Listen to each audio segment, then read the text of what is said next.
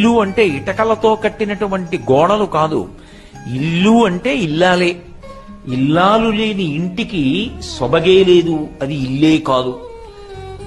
మంగళప్రదమైన సభలో నాకు ఆ మాట అనడం ఇష్టం లేదు, కానీ పురుషుడికి శాంతి ఎంతకాలం, పురుషుడికి ఇంటికెళ్లాలన్న సంతోషం ఎంతకాలం, ఆమె ఉన్నంతకాలమే. ఒంట్లో బాగుండనివ్వండి, బాగుండకపోనివ్వండి, పరితపించిపోతుంది ఆయన అన్నం తినాలని, పరితపించిపోతుంది ఆయనకి పెట్టాలని. ఆమె ఉన్నంతకాలమే ఆడపిల్లకి పుట్టిల్లు.